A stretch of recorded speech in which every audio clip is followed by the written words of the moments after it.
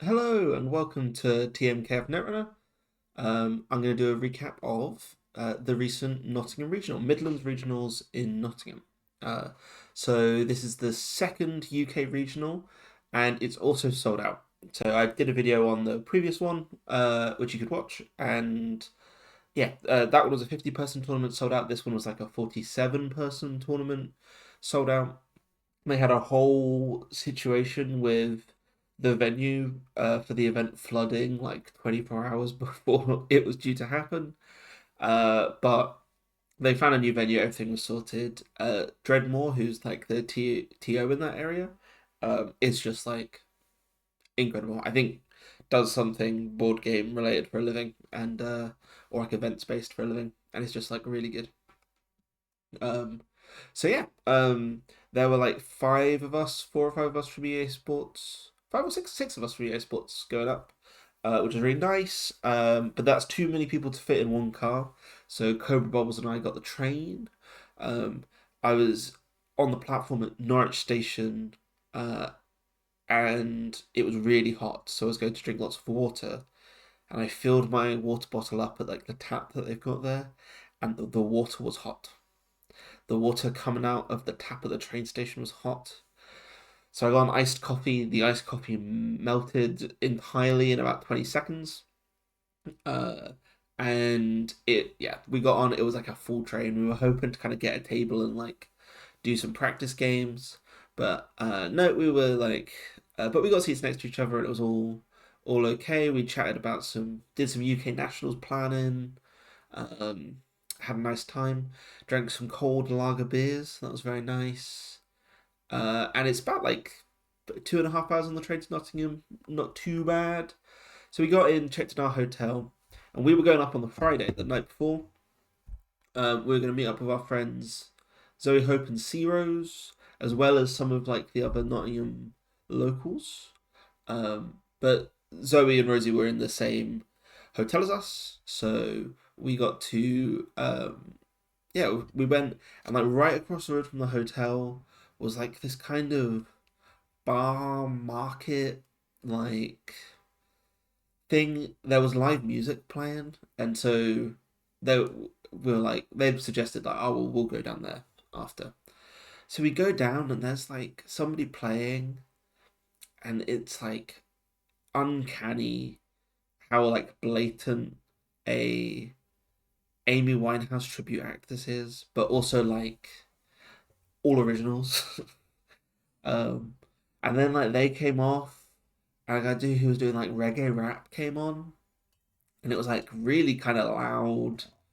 Uh, and we wanted to get food, but they were only doing food inside, but it was like really warm, and we were drinking cold beers, so we wanted to be outside.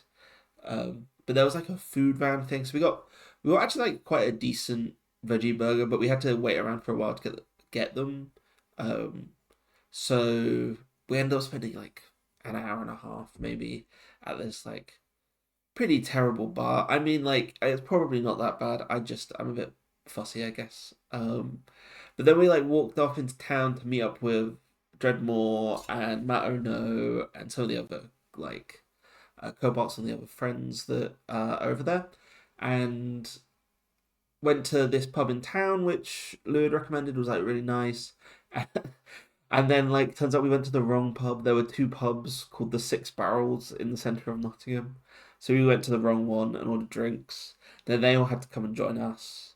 Um, but we had a really nice time. I was chatting mostly with Lap and Max, who Lap I've met at a couple of things before, and I think is like one of the funniest guys. I really like Lap, and Max I'd met at events before and stuff, but it was really nice to talk to. I like really love those guys. They're really really great. Um, and so just had a really lovely catch up. Talked about Hashiko decks. Um, and yeah, just like had a really pleasant evening. It got to like midnight and everyone was going home. And like Cobra Bubbles and I were kind of like on a night out. He'd like originally pitched it to me as like a big night out. Um, so we were both kind of like wanting to like do something. Um, so we were walking around. I found like a cocktail bar that was supposed to be open, but it wasn't. but it was like right next to this kind of like punk venue, I guess. There was a punk show going on upstairs, and it was kind of like a dark bar, uh, lots of exposed brick, that kind of thing. Um, and I go out to the bar, and I was like, it's like past midnight. I'll have a glass of whiskey. That would be like a nice thing to like move on to. And so it's like really dark in there, and I'm squinting, trying to look behind the bar. Um, and they've got like Rip Van Winkle bourbon, which is like I looked it up. It's 100. No, sorry, it's £750 per bottle. And it's one of those whiskies that I've like heard about. People say it's like their favorite bourbon drinkers, especially. Um, and so get two glasses of that. Um, which is like a little expensive, and it was like quite nice. It was like quite a tasty bourbon, like with a lot of flavor, which you don't normally get. But like neither me or Cobra Bubbles is like the biggest bourbon drinker, so slightly wasted on us, I suppose. Um, but we had that, and then eventually go to bed. I probably get to bed around 1, and I wake up around 5. So I've got like 4 hours sleep and done a lot of traveling and socializing the day before. Can't get back to sleep. I'm like trying to, but end up just watching YouTube videos on my phone. I go out. I'm like really hungry. That's one of the things that's keeping me up is like really, really hungry. Um, so I like bleary eyed look through my phone, try and find somewhere to go for breakfast. Find like a calf that's like really close to the menu, and I have just like an awful fry up. Like vegetarian fry ups, like a bit hit miss, and this one was like a big miss. Um, and then went to like another cafe which seemed to have done a better fry up, but I was too full to eat any of it. And like drank some coffee, met up with friends again. Everyone kind of like turned up, and then we went over to the venue. Um, so what decks did I play? What decks did I play for this tournament? I played the same Corp as I played in Bristol. Um, so I played the Restoring Humanity list. I had ummed and ahed all 2 weeks about whether or not I was going to play this list, but it went undefeated at Bristol. I kind of felt that like it was like badly placed into all of the lats that were running around. I kind of hate playing this into lat in a way that like I think that Asmari has like a hard time into lat, but I don't think it's got like uh close to an auto lose matchup. Whereas this is like really tough into lat. Um, and so yeah, was playing this. But yeah, couldn't like settle on any list that I preferred to this. And I went undefeated last time, so I thought that we'll pay the deck some respect, play again. And then on the runner side, we're playing this Hashiko. I haven't published this yet, and I will publish this probably in the next couple of weeks. But this is a version of the Ash Nico list that doesn't have Ash in it, so just calling it Nico. And yeah, it's like mostly the things you'd expect, except we've spent more of our influence on Boomerang just to deal with the amount of like really fast corps that are around. So Boomerang and Bankar makes like life so much easier, and then we eventually set up the turbine rig and everything like that. So like we have a really really strong late game. We have a incredibly strong early game, and we've got things like Paladin, Pomo, and Mystic maybe that like make setting up a dream. The other like notable inclusion in this deck is Finality, which is like was a third labor rights, for when like the game's going really long. But I just decided that like if it's getting to the point where I'm going to play the third labor rights, I'd rather play the Finality and like win the game. If the agendas haven't already like been sorted, and also like on turn 8 against PD or something where they've just jammed an Ikua that you don't think you're going to get to, being able to run R&D in C6 is really good. So those were my decks. They're pretty standard for me. So I won't talk about them too much. But I was like in very familiar territory, especially with like and the Hashiko I did testing for before. My God, is the Hashiko like good? It's like really good. I've played a bit more, and like sometimes, it's still Hashiko. If you mulligan into a hand of 5 programs, you're like gonna struggle. But um, yeah, it's really really good. Um, so yeah, I think that's everything to talk about like before the tournament. And then so the tournament itself, I played my first round was RH versus Sable. I played against Nikki 3.0. I played them on their Asa deck, like their Corp deck, in Bristol 2 weeks ago. So it was nice for us to do the other side of the matchup. And we got like a turn 2 or 3 win against Sable. Ran the remote, stole 6 points of Bacterial. Did it. Which is pretty nice. But Nikki's very lovely. So we had a nice chat and talked about plans for UK Nats, which is in Bristol, which is very exciting. Um, oh yeah, they were also the organizers had done like had suggested this bingo sheet, table number bingo. So like as you went around, you would uh as you went around, you like mark off what tables you went to, and there are a couple of ones that were like a bit more generic. So there was like one square that was even numbers, and one square that was like an odd number, one square that was top tables, one square that was bottom tables. So throughout the day, people were like doing this and checking it, and I had like come up with the grid beforehand, and I'd like placed the numbers in such a way that I thought like I ran a bunch of like simulations of people playing table bingo, and I like was pretty confident that we'd get like one winner, but probably like not more than 2 winners. Um, and like so it'd be pretty good and like have a lot of tension. But it turns out I did not check the diagonal lines on table number bingo. I only did horizontal and vertical bingos. And it turns out one of the diagonal bingos was like so easy to get. Right. And so we had like 12 people in the bingo. But I think that was like a fun thing for everyone. And it's like one of the fun things about that has happened with regionals is people have been doing these like fun side games type thing, which I think just like are really nice, especially if you're like having a rough day of it, to have like something else to play towards. Um, really fun, really fun. Um, and so yeah, and then game two I played against Mark, so I was on Hashiko against R plus. Um, I got off like a really good start. Hashiko just like set up and had all of the things that Hashiko needed. Deck was being great. I had the twinning down. It's just sending it. It was really nice. Um, and I still like 2 or 4 points early. I can't remember, but I'm feeling like really good about it. Feeling like okay, I've got this in the bag. Got more down. I'm doing twinning digs. One problem is I'm not seeing any agendas.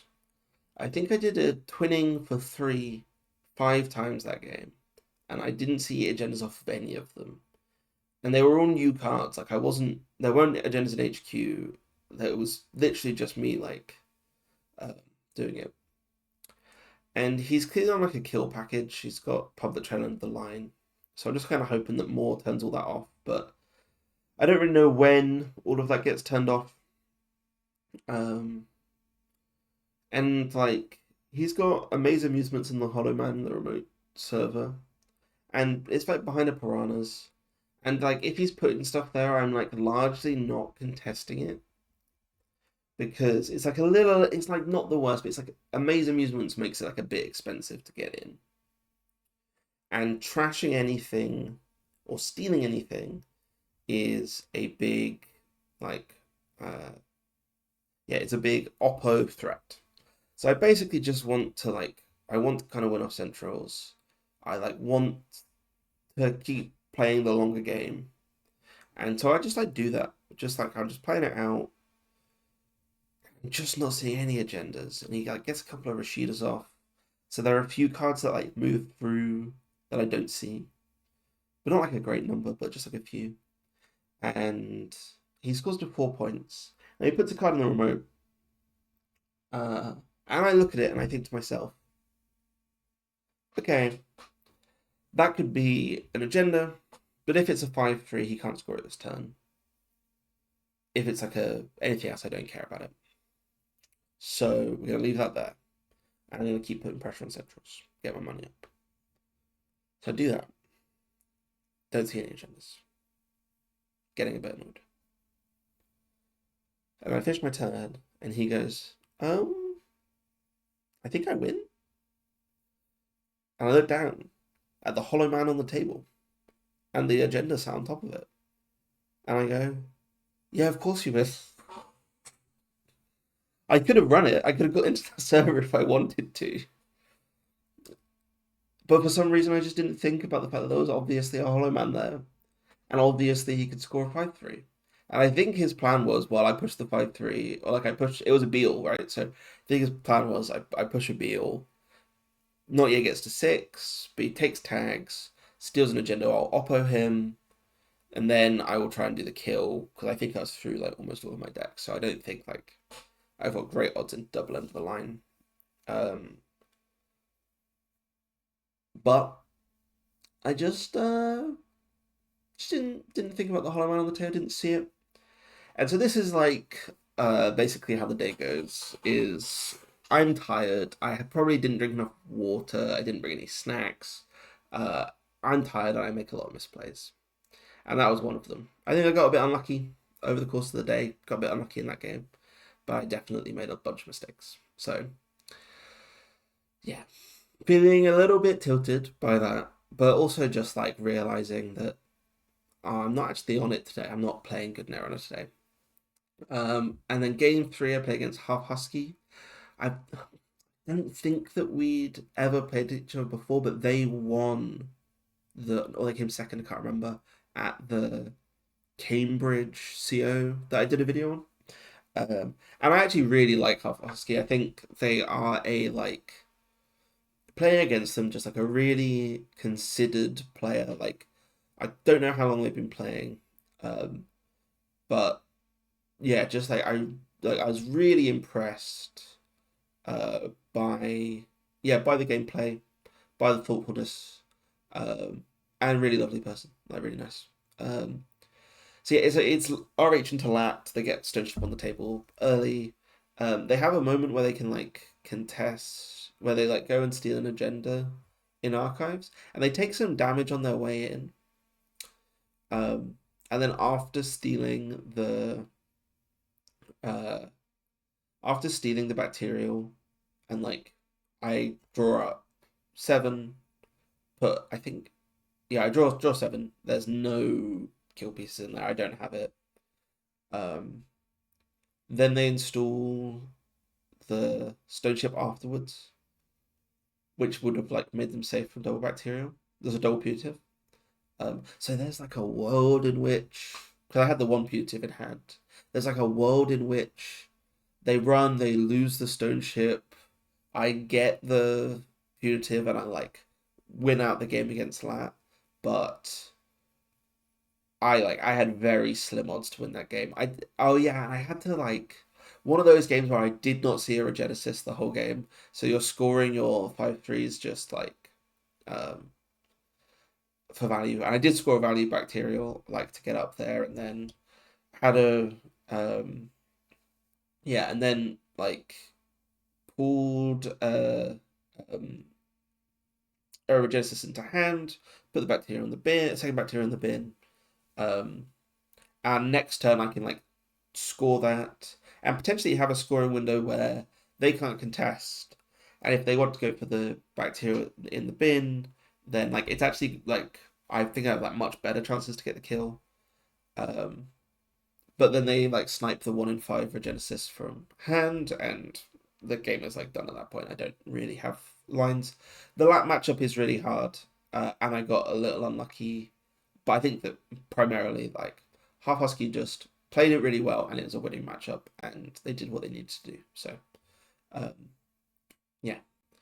Game 4, I played against Snoobs, who I can't remember if I played against before, but he made the cut at Continentals, and I think is a relatively new player. Um, and like as is the case at the moment, new players are like really good. So like if you look at like the list of people who I played today, on bottom tables, like we weren't doing well. I just played against like consistently really good players. Um, and I probably played Restoring Humanity like 10% worse than I needed to, and that's like not good enough to win games. So um, against these like really great players. So that's like been such a fun thing about regionals is that like in the UK the players are like really good. So you get a lot of really great games. Um, and then yeah, round five I played against Alex, who was on Ob. He got really agenda flooded early, and I got like a really great Hosh opening. Felt really good about that.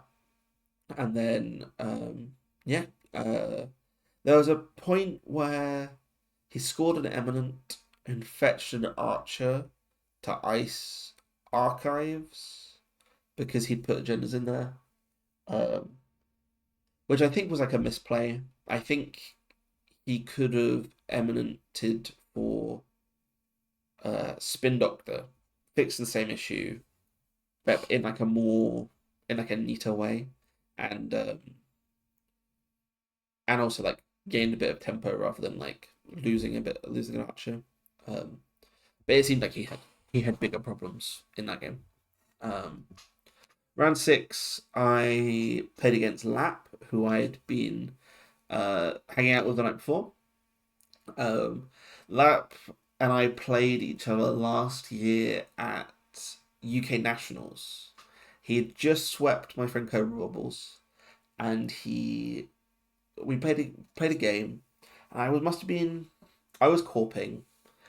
I must have been playing Rush Ob, and I just like won really quickly, really like clean win against uh, Lap.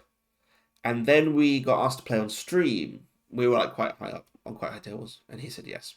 Um, and we said yes. Went on stream, and he played a PD game, and he tilted out of his mind. Something had happened in the Ob game that like set him off. So he wasn't happy.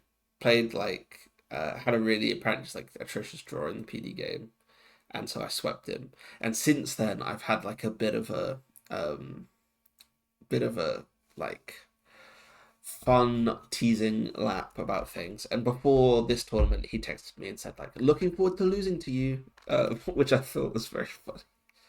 Um, So yeah, partway through my RH game against his Hashiko, he calls a judge on me for playing mind games, psychological warfare, over the table, which really made me laugh. Um, but yeah, I was doing normal RH stuff. Got kind of rough draw. Had a point where he had a really sweet line. I was setting up to push the win, and he had like a really sweet line where he didn't all of the steel skins were out, and he like played an early Ashen Epilogue to draw back up to 5 cards and like contest our archives, steal steal it and like be safe to single punitive, which he like couldn't have done much other way. That I thought was really cool.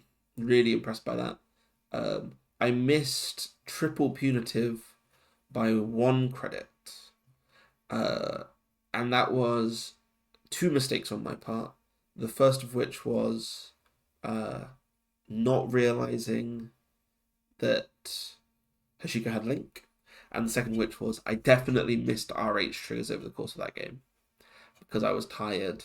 I'd already had my 3 losses, so I wasn't going to make the cut. So I wasn't paying too much, like playing as well as I should have done. But eventually he gets it and he wins the game.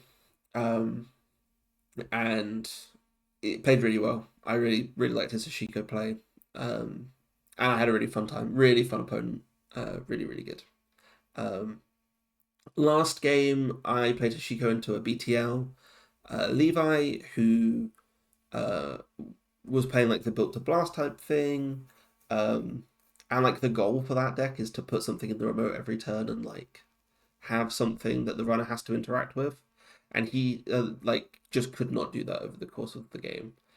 They like I like got everything that was needed and like didn't get just looked like he had a really rough time. Hashiko just set up pretty quickly as well.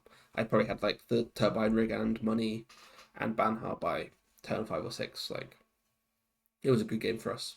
Um, so that was the last game of the day.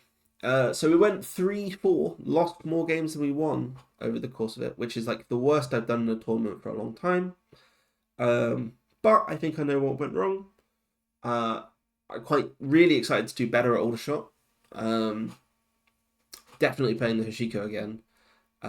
Even the games I lost, she felt really good. Oh, I yeah. Even in the games I lost, she felt really good, and I got bad beats, got bad luck, but felt good overall. Um, yeah. So that was basically my tournament report. And I went through that pretty quickly. Partly because being slightly embarrassed about my performance, but also just I also wanted to like just briefly talk about girls, which was the Akiko deck that did really well at the tournament.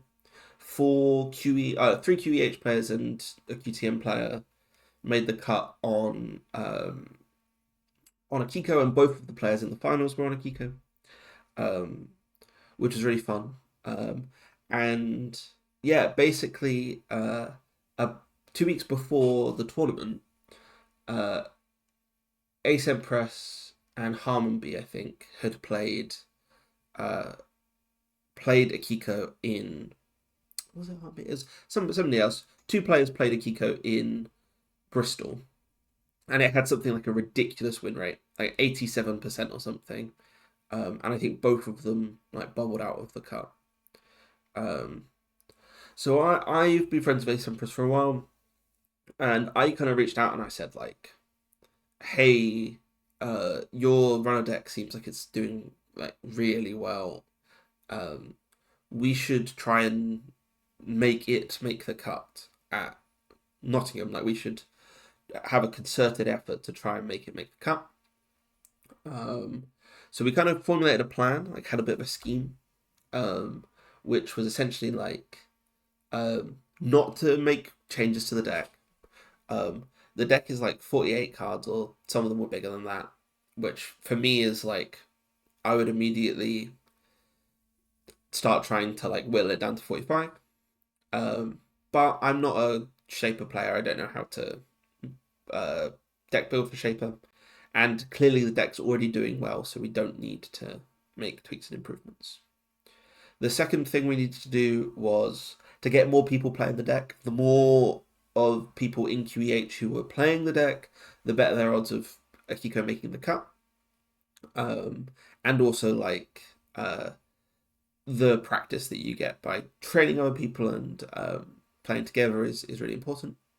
And then the third point was that Ace Empress had to play a different Corp.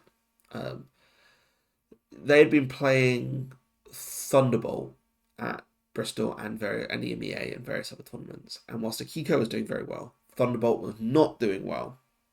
And so we had a bit of a problem where I said that if you play a meta Corp, like a good Corp, you'll proven Corp, you'll like smash this. Like you'll make the cut. Akiko will do really well. You might win the whole thing. So we agreed to do that. And so the two of us did some testing. We were going through the Asmari deck, like really improving. And I was like pretty confident in her ability to make the cut. And so like 24 hours before the tournament, got a text being like, FYI, I'm too nervous to play Asmari. I don't know it well enough. I want to just play Thunderbolt, which I know. And I was like, you do you. If you're going to be stressed out, it's like the wrong choice. And Ace Empress ended up coming second in the tournament overall, losing out to another Akiko player in the finals. So, like, mission accomplished. We got 4 Akiko into the cut. They all did incredibly well. Ace Empress just did like fantastically. The Thunderbolt like didn't win a lot of games, but did well enough, and like maybe the Asmari wouldn't have won. And I don't know. Yeah, I don't think playing the Asmari would have made its chances of winning like any better. Did fantastically. So I was like really, really happy to see all the Akiko in the cut. Really happy for Ace Empress, who uh, I think is like a really good player. I think like one of the UK's best players. Um, and yes, so all in all, it was just like a really lovely tournament. Really sweet atmosphere. Stuck around for the cut. Hung out with friends. Watched something like incredible games. Um, and yeah, just really really lovely. So Aldershot is in about a week from now. Really looking forward to playing there. And hoping doing a bit better. Gonna get a good night's sleep. And yeah, just really fantastic. So yeah, a bit of a shorter one. Thank you very much for watching. And yeah, I'll speak to you in a week or two.